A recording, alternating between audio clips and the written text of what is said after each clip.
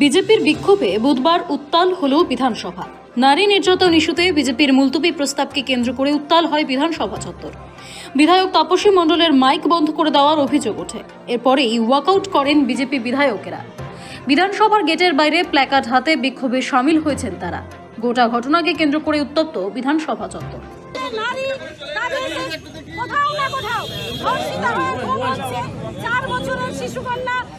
ধর্ষণ করে খুন করা হচ্ছে। এভাবে সারা পশ্চিমবঙ্গ জুড়ে নারীদের উপর যে নির্মম অত্যাচার, সে নিয়ে আজকে আমরা মোশন নিয়ে এসেছিলাম।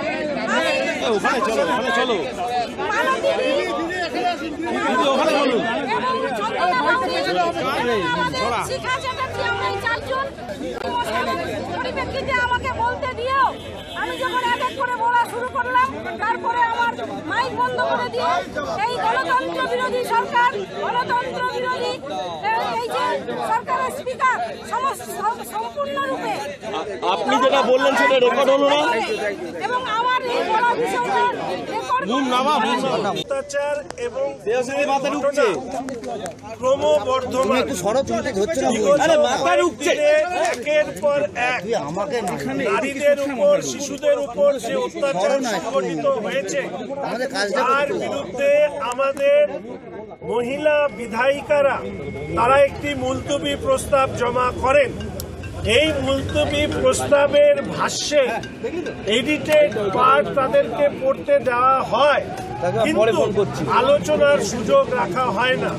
আমাদের সম্মানীয় বিধায়িকা তাপসী মণ্ডল, শিখা চ্যাটার্জি, মালতী রাভা, চন্দনা বাউরি তারা সমস্বরে যখন প্রতিবাদ করেন, তখন তাপসী মণ্ডলের মাইক বন্ধ করে দেওয়া হয়। গত 25শে নভেম্বর থেকে বিধানসভায় শুরু হয়েছে শীতকালীন অধিবেশন। বুধবার ছিল তৃতীয় দিন।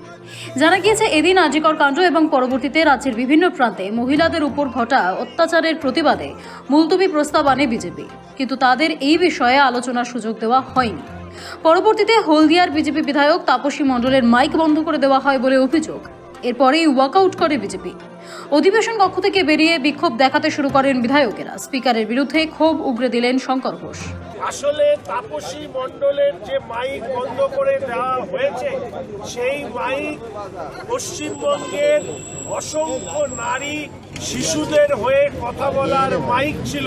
ফলে স্পিকারের এই আচরণের বিরুদ্ধে প্রতিবাদ জানিয়ে ভারতীয় জনতা পার্টি পরিষদীয় দল মুখ্যমন্ত্রী মমতা বন্দ্যোপাধ্যায়কে কটাক্ষ করে শঙ্কর ঘোষ বলেন, মুখ্যমন্ত্রী মমতা বন্দ্যোপাধ্যায় ক্ষমতায় আসার পরই বলেছিলেন বিরোধীদের মুখে সেলোটেপ মেরে দিতে। স্পিকার সেটাই করেছেন। এটা তো মুখ্যমন্ত্রীর আচরণেরই ভাষ্য।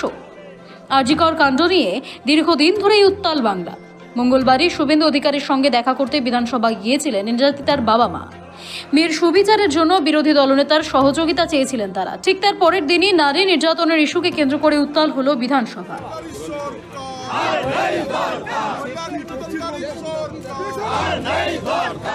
সৌভিক সান্যালের রিপোর্ট, সময়, কলকাতা।